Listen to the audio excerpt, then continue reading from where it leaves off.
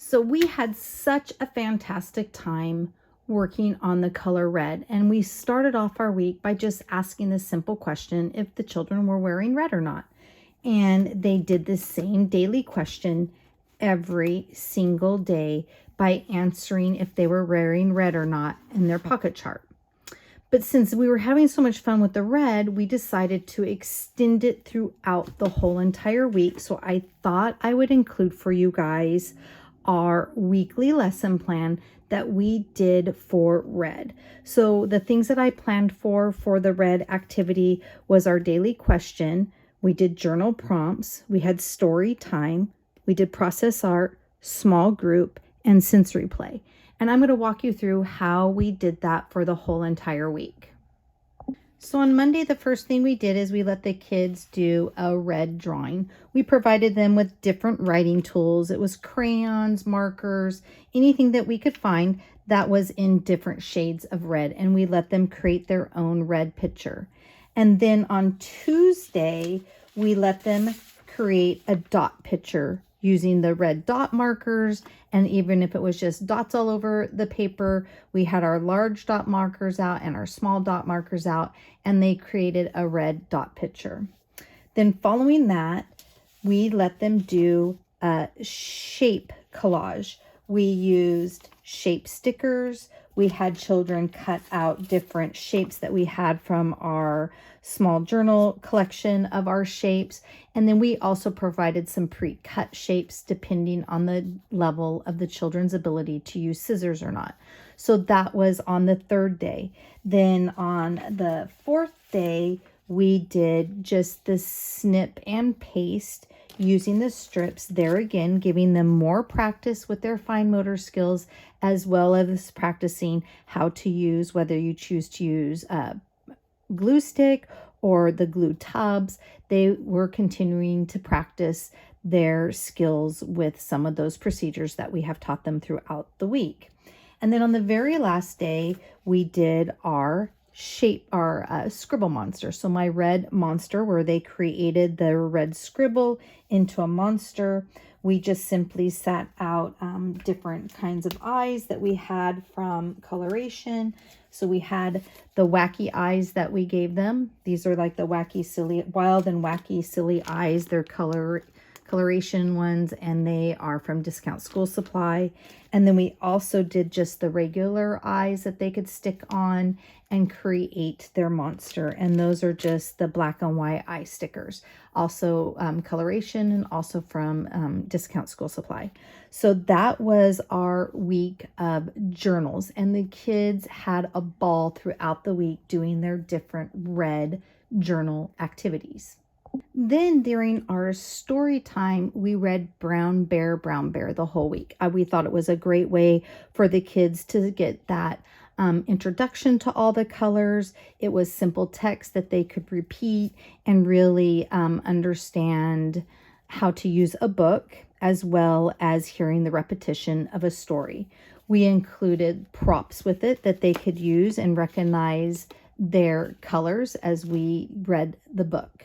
And then we extended this Brown Bear story by providing a pocket chart story, which there again, they were able to retell the story. And here, excuse me, as I reach over,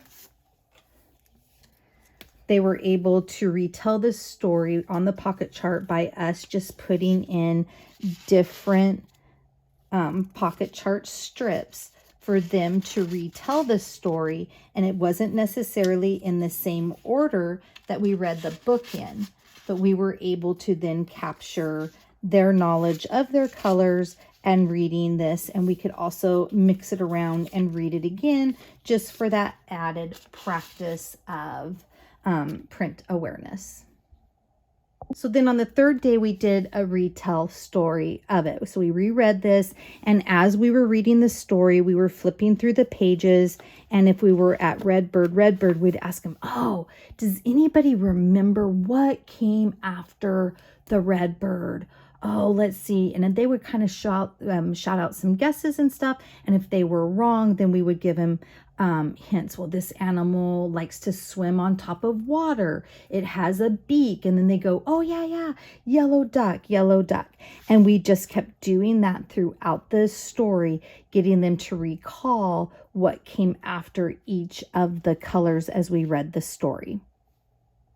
Then the final step was on Friday. We passed out these cards and we had some of the kids come up and we would hand them one of the cards. And then as we were passing them out and we added a new child to hold up the cards, then we would go, okay, let's see if we remember what order it was in. So if it started out with brown bear and children, then this would be the first card, this would be the next card. And then as each child came up and did something, we would place them in the order of what the story was. And then we had them kind of do the story was, if it was Tammy holding up the black sheep, I'd go, Tammy, what did you see? And they would turn to the neighbor and go, I saw a green frog looking at me. So then they were retelling it using their names, and what they saw was the next person that was holding up a sign.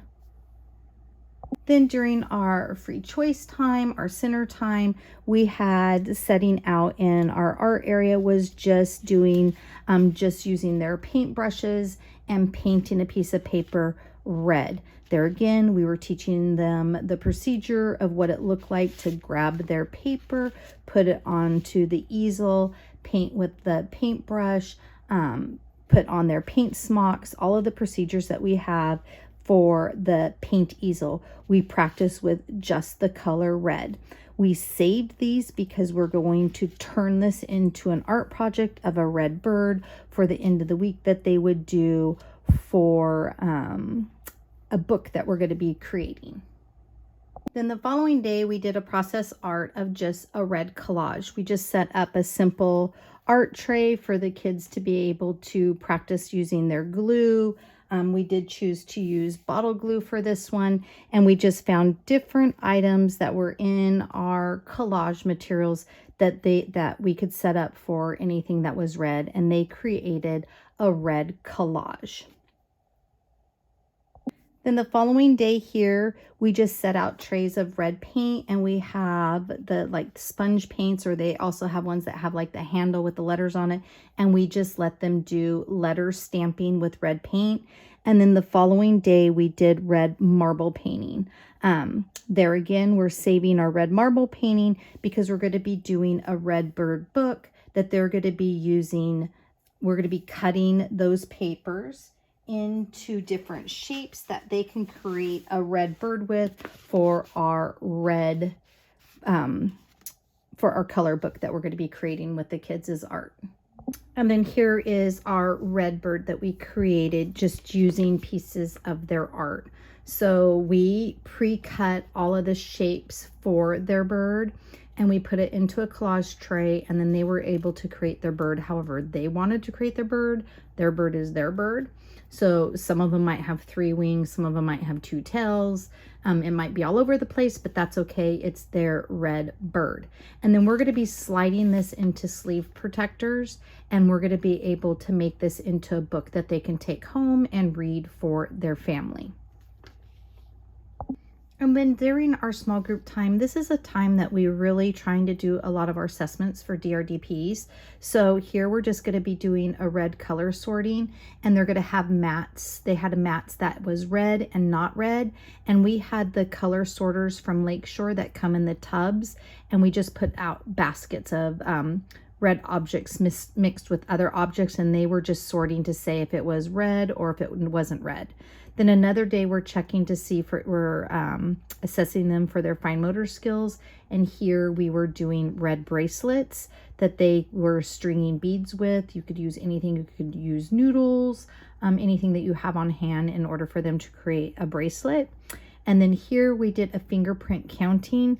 So this is the fingerprint counting right here. And basically we're assessing, did they recognize one? Did they know that one was, one is one? So we're just looking to see if they understand the concept of one, and one represents an amount. And then the following day, we did just a red letter collage. There again, it's very open-ended for our smaller learners.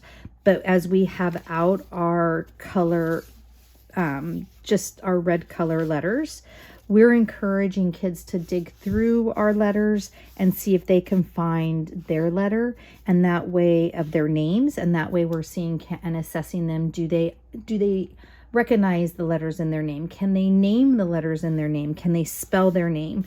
And then other kids might just be putting on just letters randomly, and we're talking about letters with them. And then the very last thing we did for our small group was my color red book, and everybody brought this home with them at the end of the week, that we colored everything red, and then they're able to take it home, read with their family. It's building their language skills, their vocabulary, and it's just a fun way for them to bring home something that they can read with their moms, dads, and their family members. Then here was our sensory play that we broke down during our free choice time. We had lots of different red activities going on that they were able to just rotate through. So at one table, our Play-Doh area, we had red Play-Doh, and we had different red things that they could stick in the Play-Doh, cut with the Play-Doh. It was like red sticks. It had red beads in it. It had some of our red counters that they could use. Our water table had red water, and it had different ways that they could scoop and pour the red water. We put glitter and stuff in it just to make it fun for them. Another section, we had the red water beads in the small sensory tubs, and we had those scissor scoops that have, they're scissor scoops. They can scoop things up. So we were just having them scoop with the scissor scoops into containers of the red water beads. We had red rice in the sand table where they could scoop and use funnels and measure and scoop with red rice. And then we also did in our water table on another day, we made red ice boats that were just floating around, and they could see how it was dissolving. Just throwing in some different ways that they could use red in their play-based learning. So that was our week last week. I hope you enjoyed having everything kind of laid out for you. This is available for you to download, and most of the things that you saw here, you're able to download and print to make your planning very simple for a red color week. Next week, we're going to be working on orange, so follow along for that as well.